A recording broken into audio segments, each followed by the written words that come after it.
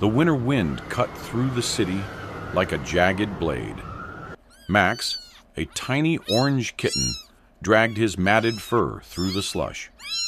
Suddenly, a stray dog lunged from the shadows, teeth snapping. Max scrambled over a pile of trash, his heart hammering. A heavy hand descended from the darkness, snatching him. He was shoved into a rough sack as the stranger sprinted away. At the corner of the alley stood another Max, a golden retriever. His nose twitched, catching a faint, metallic scent of fear.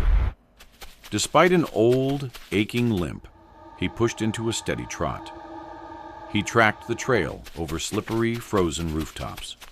The stranger seemed to vanish, leaving only the hollow echo. The trail ended at the gates of a rotting warehouse. Max pressed his snout against a jagged hole in the wall. Inside, the kitten sat shivering in a rusted cage. Max let out a sharp bark, but the stranger only laughed. For 3 days, that warehouse became a battlefield. The old dog dodged steel traps and narrow cracks. He endured the biting rain, his coat turning to mud. Once the floorboards gave way beneath him. He was exhausted, but the kitten's cries kept him moving.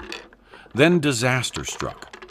A fallen torch ignited oily rags. Flames licked the walls, and thick smoke choked the air.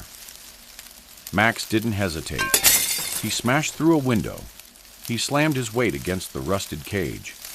The kitten tumbled out, and Max caught him gently.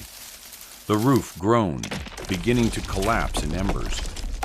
Max sprinted through the inferno, leaping over gaps.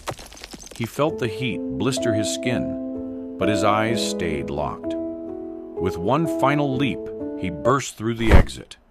As the building roared behind him, they tumbled into the freezing mud, gasping for air.